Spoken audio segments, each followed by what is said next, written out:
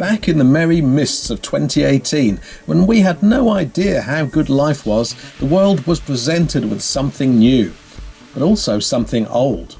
The resurrection and alleged enhancement of a gaming console favourite from the 1970s. This device would look similar and have an identical title, the Atari VCS. What with having a little more money than I do now, and possibly a little less sense, I put down about $260 for this machine. And then, after 2 years of cynicism from some fans, the machine finally turned up at my flat 2 days before Christmas 2020. While I was delighted to receive my new Atari VCS, it did make an ominous slidey sound. Turned out this was due to a lack of cushioning material inside the box.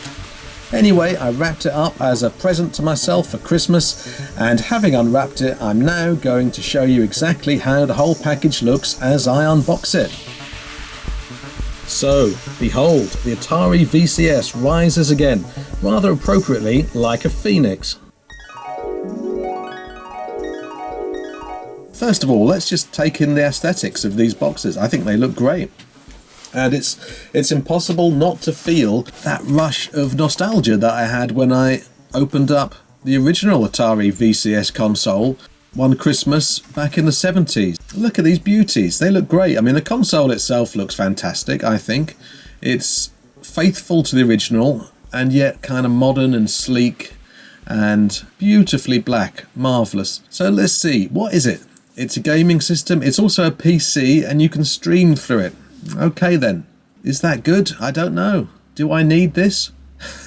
It just goes to show you the power of a brand, because I know that Atari is not Atari anymore. It was bought out many years ago, wasn't it, by some other company whose name I forget. But to me, it's hard to ignore the power of a brand like Atari. And when a new console comes out with the Atari name on it and VCS, and it's going to have lots of classic games on it, then that's pretty hard to resist. If you have the money at the time, this console is going to retail at $400. I was an early bird, relatively speaking, on the Indiegogo, although there was a twist in the tail on December the 21st, 2020, when I had to pay a customs import fee of about 60 quid. So that bumped it up a bit.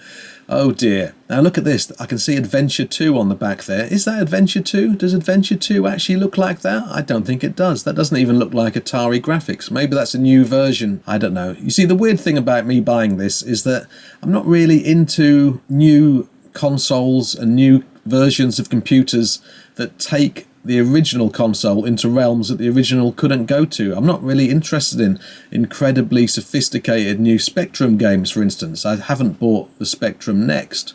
Have you? I'd like to hear how you're liking it, because I must admit it does kind of have some kind of appeal, but I didn't buy it. I'm not really into new games. I think Doom, classic Doom, was the last game that I loved, and it's my favourite computer game actually, and after that I lose interest. Anyway, let's get this. As you can see, this box has a kind of sheath, if you will, a cardboard sheath. You probably haven't heard the word sheath for a while, have you? No, I hadn't. I didn't know it was going to come out of my mouth. Okay, let's have a look at this this console in here. And there's some nice kind of potted visual instructions here on the side. Quick start instructions, which I suppose are kind of helpful. Yeah, you do get wordless instructions increasingly these days, don't you? I guess it's to reduce the expense of having lots of translations of text involved. Anyway, whoa.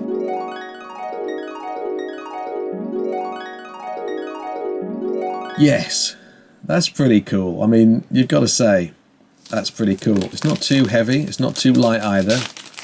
And immediately we can see newfangled things like USB 3 ports in the front for the joysticks or paddles. Now there's one of these protective stickers on the front here, quite easy. Oh, this is going to be satisfying, isn't it? You ready for this? Lovely. I think it's handsome, but you know, put the Atari logo on a lettuce and I would probably think it looked awesome.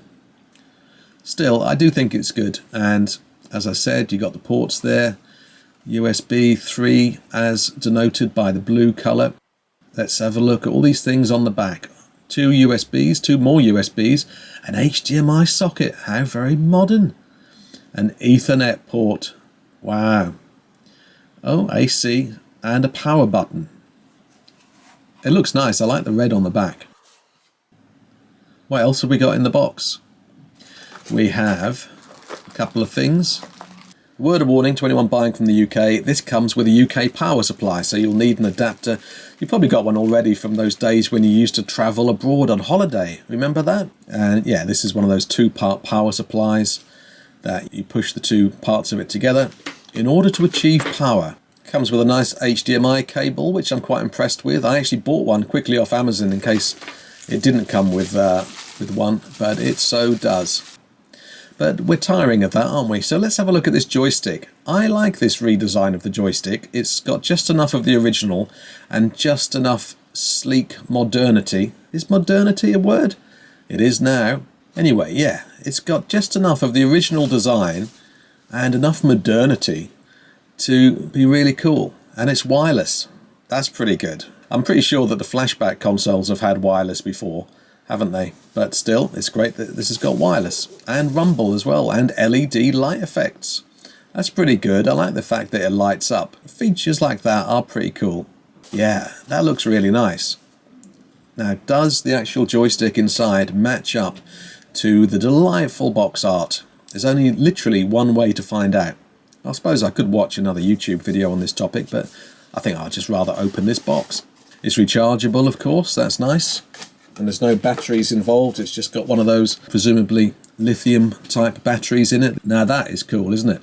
The Asteroids design is also on the console box, by the way, I forgot to show you. But that sort of thing, that's a lovely touch.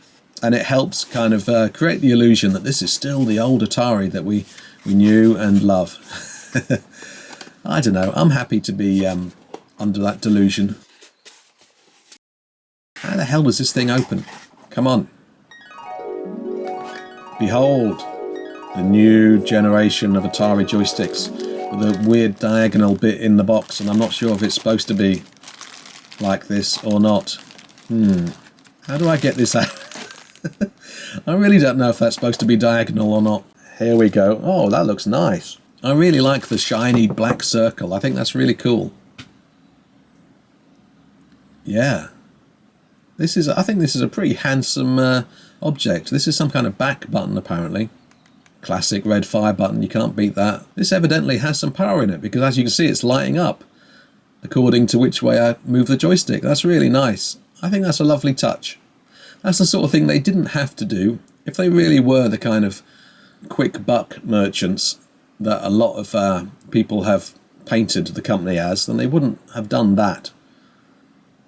So that shows a certain amount of integrity, I'd say. I think that's really nice. And you got, see, that's supposed to be a back button as well. Why do we need the other red button? That looks like a menu button. Yes, more logos, more Atari logos, and a couple of things on the back to stop it moving about on a table surface. Apparently, another nice touch. Yeah, I'm happy with this. There's a USB-C port, I believe you call this thing. Anyway, here's the lead. It's a reasonably long lead with which you can connect the joystick to the console. There are 100 games that come with this, and if you'd like to see which games those are, I'll make a video about that. And I also may make a video on what I just think of it once I've played it for a while. If you'd like to see that, then let me know in comments. Now then, here you can see a list of some of my Patreon backers, amazing people who support this channel. Elsewhere on the screen you can see videos that you might want to carry on watching on this channel. Thank you for watching this one. I hope to see you next time, and until then, don't forget to embrace your obsession.